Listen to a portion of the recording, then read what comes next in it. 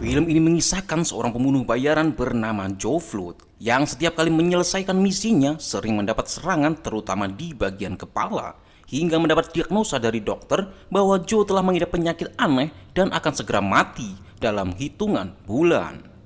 Can you explain to me exactly what is going on? No, Joseph, this is madness. Dan Joe yang tidak ingin mati dengan cara yang monoton mulai melakukan hal ekstrim yang tak terduga. Dan inilah alur cerita film.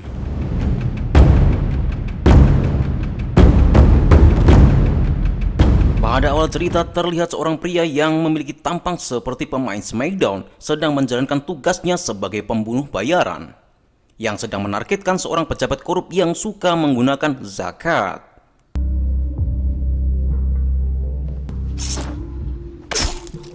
Gak kayak di Indonesia yang pejabatnya sangat merakyat. Kita balik ke cerita. Di awal scenes ini, Joe Flood menunjukkan skill membunuh dengan sangat ciamik. Skill membunuh tanpa mengotori lantai gedung kesenian dengan darah. Tapi masih sempet-sempetnya si pejabat korup ini bernegosiasi dan meminta waktu 5 detik sampai pertunjukan tari selesai. Joe yang sangat cerdas tidak mudah dibodohi oleh pejabat korup ini, langsung mengincar bagian kepalanya. Я заплачу втрое больше. У этой игры банкротство жизни. You can't. Karena rasa kecewa dari pengawal yang menjaga pejabat korup ini telah kecolongan, dia mulai memberundung 2 orang petugas damkar yang siap siaga menolong warga. Sehingga membuat para penari dan penonton berlari ketakutan.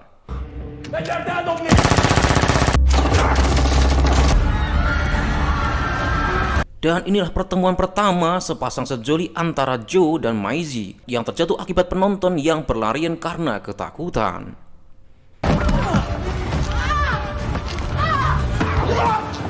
Come on, let's get out of here. Joe yang secara tiba-tiba merasa pusing akibat sakit migrain yang dideritanya mulai kambuh, dan Maisie yang baru saja menoleh untuk meminta temannya mencari segelas air, tapi Joe tiba-tiba hilang dari pandangannya. Is your foot okay? Do you have water, please? Sesampainya di rumah, Joe yang seperti benteng Takeshi karena penuh dengan jebakan bom yang dipasang, Joe mencoba meredakan sakit kepala yang masih terasa dengan obat pereda nyeri sambil meminum sebotol miras Santika. Shit.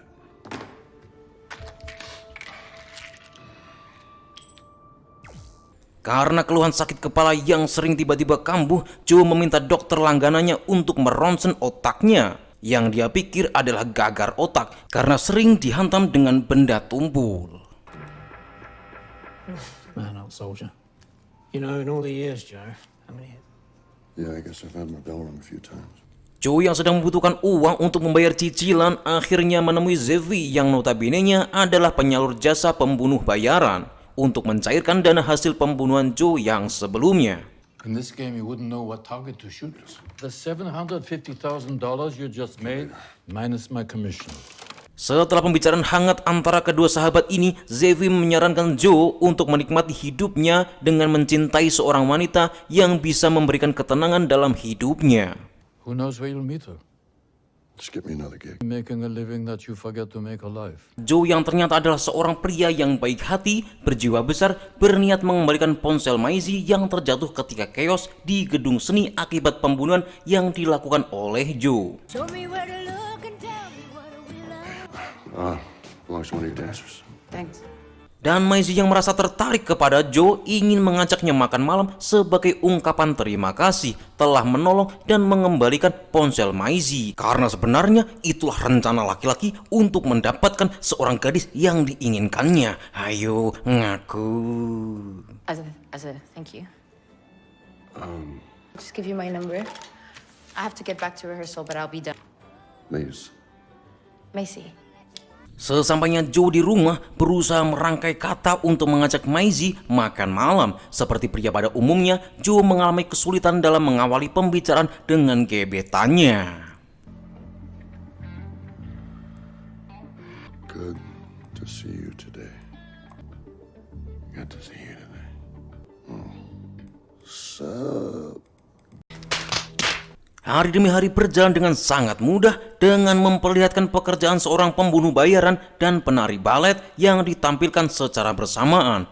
Karena adegan ini memiliki transisi yang sangat unik, ciamik, dan klasik.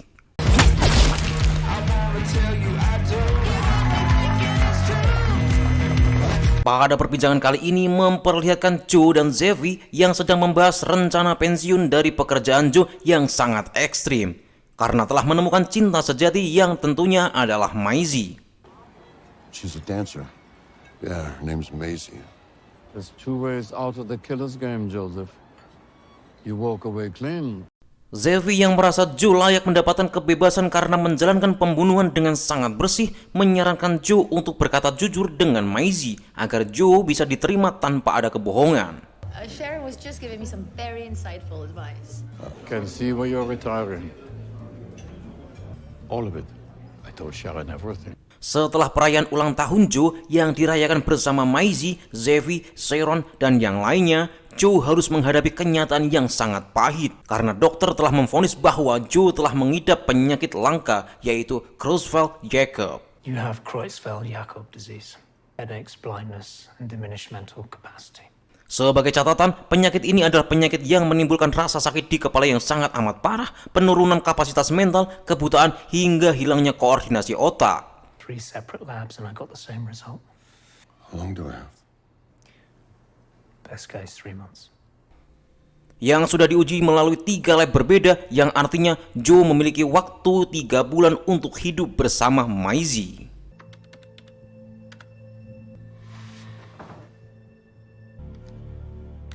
Pada dasarnya, Joe yang tidak pernah menjadi beban keluarga dan juga tidak ingin memberikan beban pada Maisie memilih untuk mengakhiri hidupnya dengan cara yang berbeda.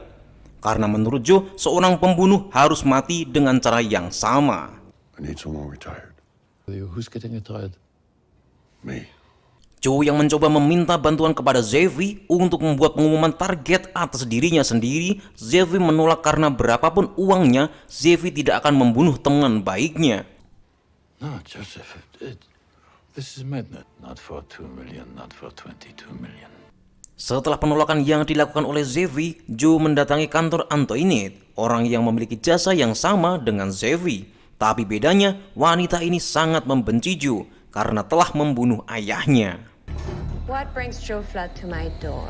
Should have Max put one in your head right now. Setelah Joe merasa mendatangi orang yang tepat, kini Joe telah memiliki waktu 1 hari untuk mengakhiri hubungannya dengan Maisie, hingga membuat Maisie patah hati. I have to tell you something. I'm not sure I'm coming back. When you're on your deathbed, remember what you had. Tapi di waktu yang sama, Antoinette langsung membuat pengumuman target kepada Joe dan meminta sniper terbaik Lovedale agar Joe segera mati. Tapi kenyataannya Lovedale menolak karena membunuh Joe memiliki risiko yang terlalu tinggi. 6%.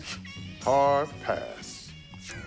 Singkat cerita, Antoinette yang tidak ingin melewatkan kesempatan untuk membunuh Joe mulai menawarkan pekerjaan pada pembunuh bayaran yang bekerja secara kolektif. Mulai dari Goyang Gang dari Korea Selatan dan Langos Brother dari Hungaria.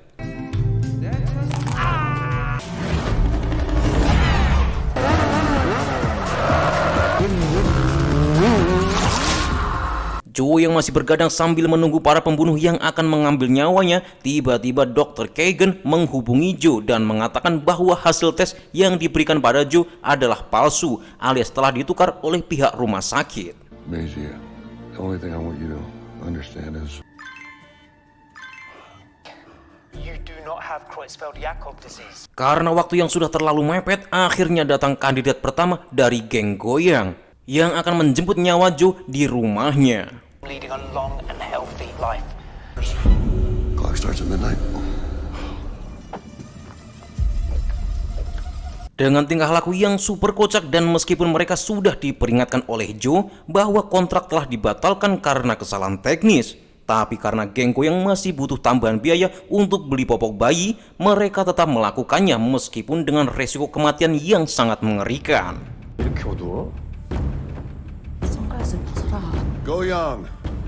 This was a mistake.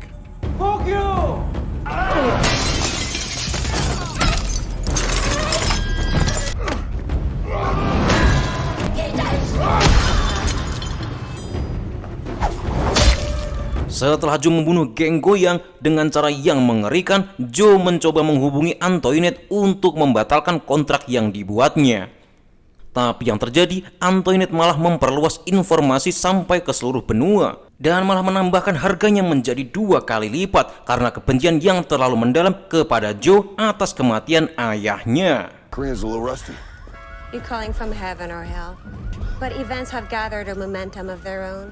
You killed my father, and he loved you like the son. Singkat cerita, melihat keadaan yang semakin rumit, Joe mengirim uang pada Maisie untuk pergi dari Hungaria sejauh mungkin, karena mereka pasti akan mengincar orang yang disayangi oleh Joe.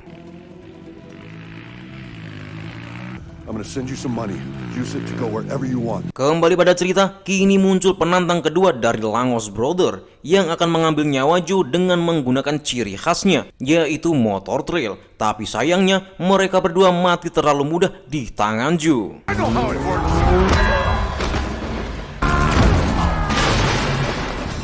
Antoinette yang sudah tidak sanggup mendengar kabar kegagalan yang selalu datang mulai menggunakan cara curang untuk memaksa Lovedale mencegah kepergian Maisie, mantan pacar Joe yang akan keluar dari Budapest.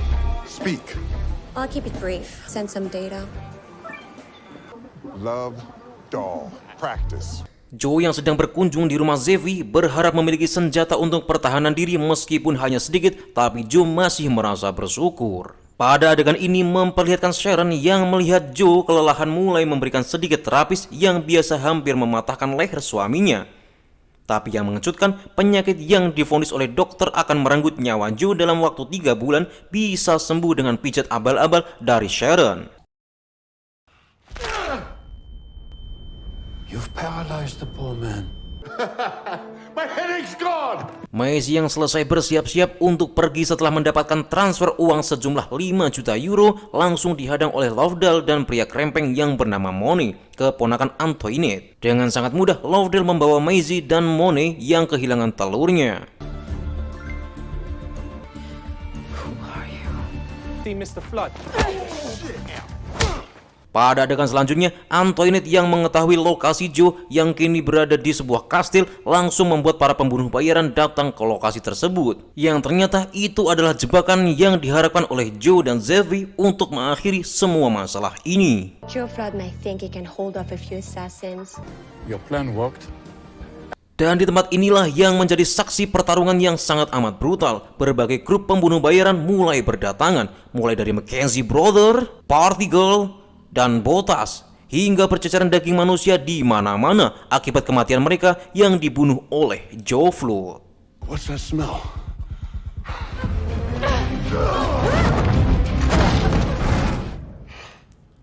Un segundo. La madre que te parió. Setelah Joe membuat daging Botas berserakan di dalam kastil, tiba-tiba Joe mendapat telepon dari ponsel Maisie yang ternyata adalah Lovedale, pria yang menculik Maisie. Maisie? Sorry, wish it were. If you hurt her, I don't want to. And I will let your little ballerina here go.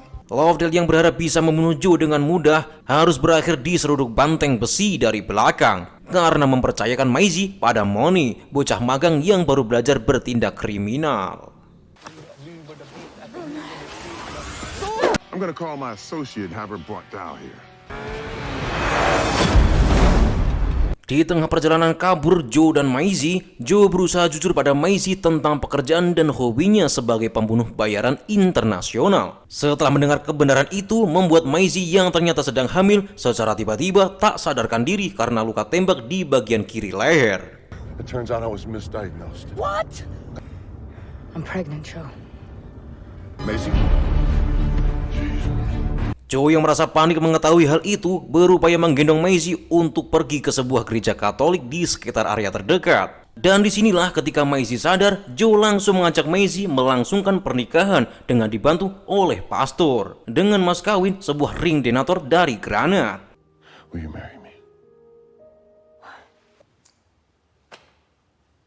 Do you, Joe, take this woman? Tapi ketika Joe akan melingkarkan cincin granat di jari manis Maisie, tiba-tiba Lovedale muncul dan menembakkan peluru kepada Joe, tapi meleset ke arah pundak sang pastor. Padahal proses pernikahan kurang 30 detik lagi. And do you, Maisie? I don't know about obey. Maisie, 30 seconds! You done made this shit hard enough! Lovedale yang baru saja akan menembakkan peluru kedua langsung disambut ledakan granat dari tentara pembunuh bayaran karena Lovedale meminta harga lebih untuk kepala Joe Floyd. Shit! I got this! I don't think so! Singkat cerita, pertarungan semakin menjadi panas dan membuat gereja yang belum selesai dibangun menjadi hancur berantakan akibat pertarungan ini. Dan dari semua ledakan bom ini membuat Lovedale harus terjepit akibat tertimpa scaffolding milik kuli bangunan dan Joe yang hampir mati di tangan Max karena kehabisan peluru ketika berhadapan 1 lawan 1. Unlucky. Tapi beruntungnya ada Maisie yang secara spontan meledakkan kepala Max yang hampir membunuh Joe. You know, there are only 2 ways out of the game. Should we finish him? No. Kini Antoinette yang berusaha kabur dari Joe harus tewas dibunuh oleh Zevi karena telah melanggar aturan permainan dengan menggunakan militer pembunuh bayaran sama seperti ayahnya. Boy hasn't left me any choice. There's only just like your father. You both don't hate the player.